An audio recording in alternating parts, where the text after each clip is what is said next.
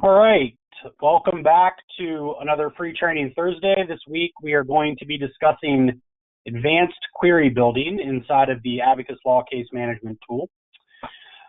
So I have my screen shared out here. Hopefully everybody can see that. If you have any issues seeing it, please raise your hand. And if you have any questions, please just type them into the chat box there, and we'll get those addressed at the end. When we're talking about advanced queries, really there's two different ways you can go about creating queries. And when I say advanced queries, really what I'm talking about is utilizing the expression editor inside of the query manager, as opposed to using like the quick query option, which is a very, very popular way to just, quickly identify cases or names that you're trying to find. So getting into your query manager can actually be done a couple different ways. It really just depends on what you're trying to do. If you're trying to maybe find specific matters based off of a more advanced query, you could do that by going into your matters browse window and utilizing the query drop-down menu there in the top right corner. Okay, and like I said, the popular way to do it for most people is by using the the quick query. We're going to focus today on the query manager. So that's one way to get to it. Another way that you can get into that is when you're actually trying to create reports, whether it's reports displayed on your screen, reports exported to Excel, or maybe just something you're trying to print. For that, you would actually just go underneath your file menu and then go into your reports sub-menu there and then choose the report type that you're looking for. When you go into, let's say, matters reports, for example, you'll notice in that matters report control window, you have that same query drop-down button that we saw when we were inside of our browse window.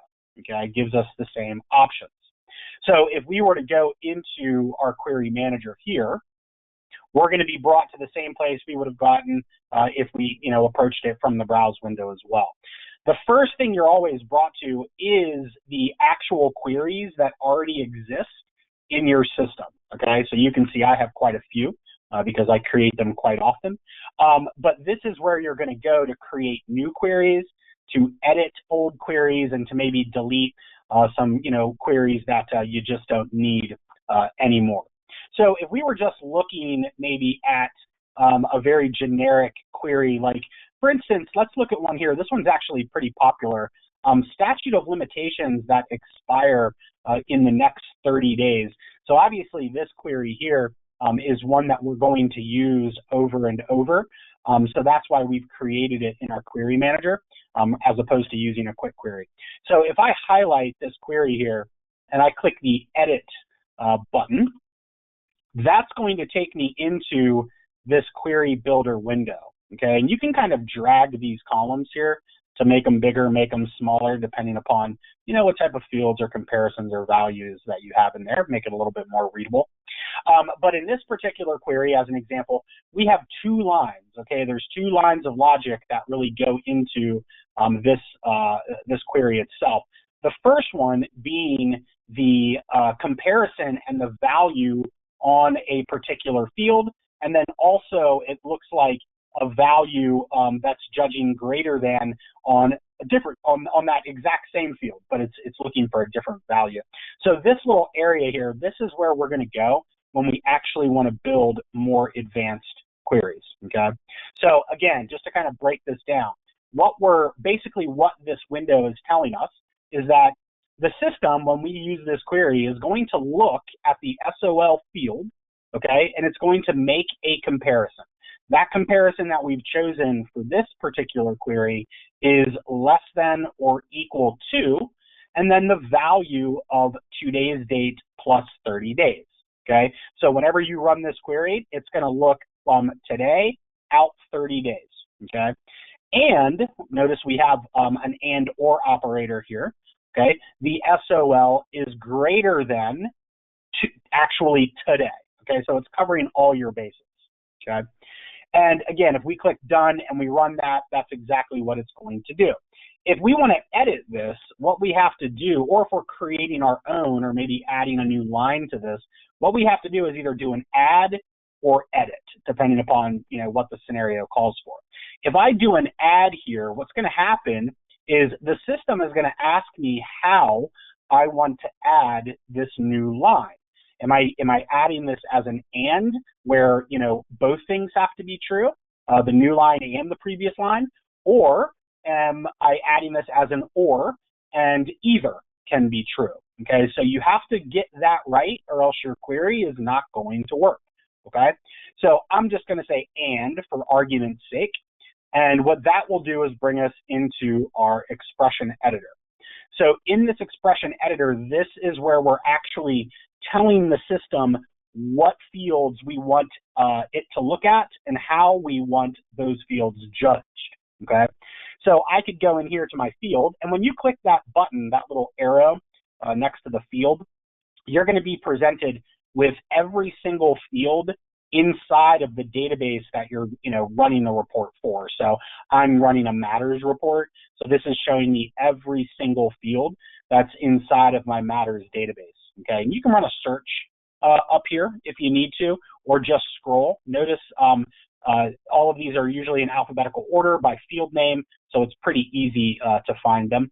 But for instance, if I was just maybe choosing, I don't know, maybe an assigned attorney, okay, I want to see an SOL 30 days out for just me, okay, as opposed to everybody else, then I would choose the attorney field as my field to be queried. Okay, and then I need to tell the system how to compare that field, how to judge it. Okay, well, equals to or starts with is not going to work if I'm doing it for just myself. So I'm going to click this little arrow here, and that's going to present me with a list of available comparison types. Okay, so since I'm only looking for myself and I happen to know that my attorney code is SH, my initials, then I can do something like is exactly equal to, and then I do a value of SH. Okay, again though, let's look at some of the rest of these just so we can understand what they mean. You've got things like is exactly equal to, where whatever you enter in the value field, it has to be exactly just like that, okay? You have is less than and is greater than, and also you have less than or equal to, greater than or equal to. These are very common when you're trying to do date ranges. Like for instance, if you wanted to see every case that was created after December 31st, 2017, then you could do is greater than 12/31/2017. Okay, and maybe like the open date field or something like that. Okay, so these are very popular with date fields. Is empty just means that there should not be a value in that field on the matter screen. So maybe if you were running a report that showed you all matters that didn't have an assigned paralegal, okay, you could create an expression off of the assigned paralegal field, and your comparison would be is empty. Okay, and that way you run that report, and it's going to show you every matter that doesn't have a paralegal assigned. Okay. Contains, words start with, is, contains, in, and sounds like. These are just different ways to kind of view the text that's inside of that field. Okay. There's more information on these in your reference guide. The explanations can be kind of lengthy, especially when it comes to phonetics, and you have things like sounds like and all of that.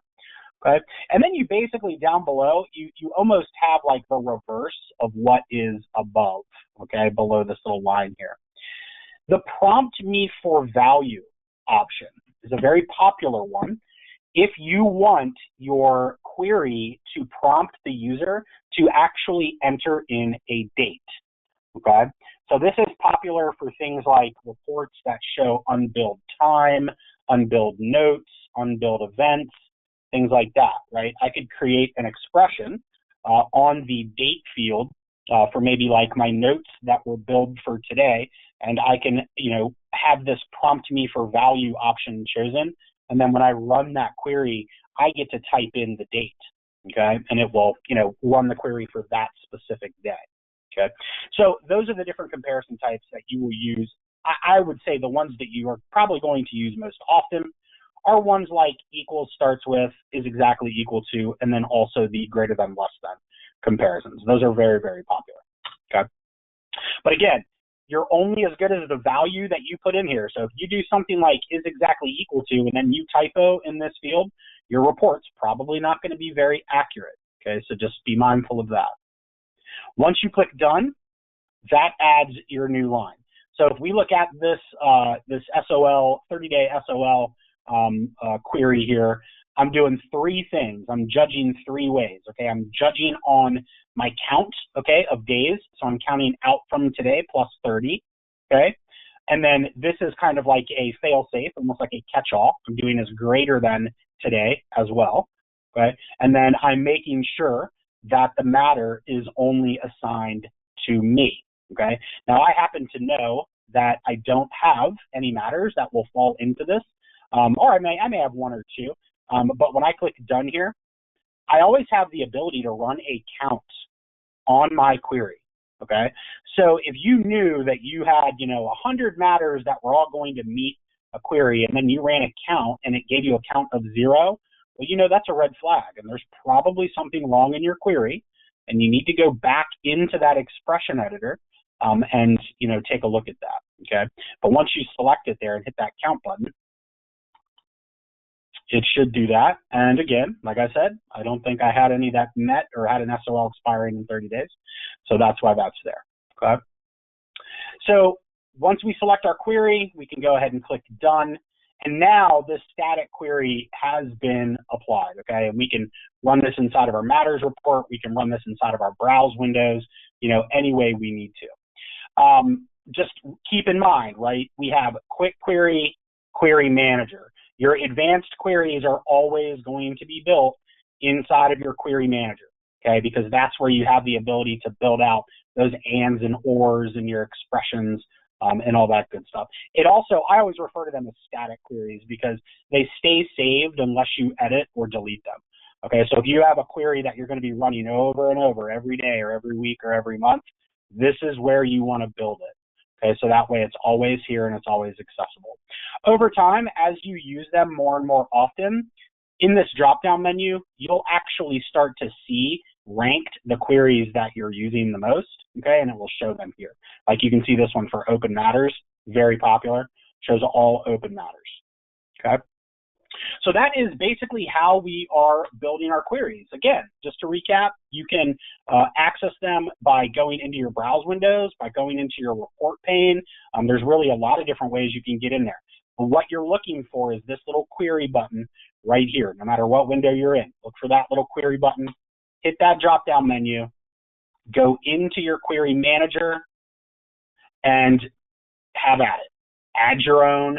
Edit them. My suggestion is if you're going to be editing these advanced queries, maybe you clone them first, okay? Clone it, make a copy, edit the copy. Just because you don't like the query, maybe someone else in the office does. So changing it might upset them.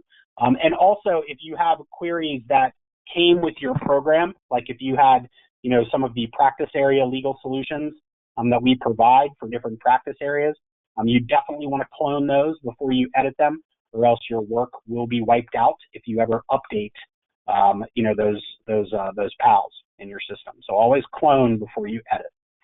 So that is basically it for today. I will turn it over to my colleague Amanda for any questions. Thank you, Scott. It doesn't look like we have any questions coming through right now, but I will just go on pause and give it a minute and see if any come through. Absolutely. And if you have questions, feel free to just type them right into the chat box.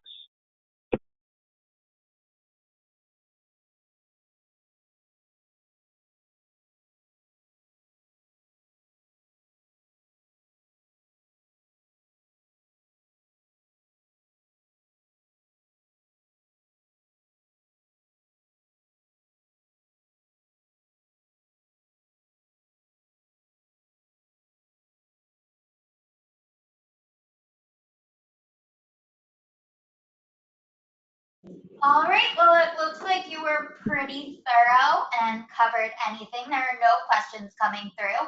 If you don't have anything else to add, I think we can wrap up the webinar. All right, I don't have anything else. Thanks everybody for joining. See you next week. Thank you, Scott.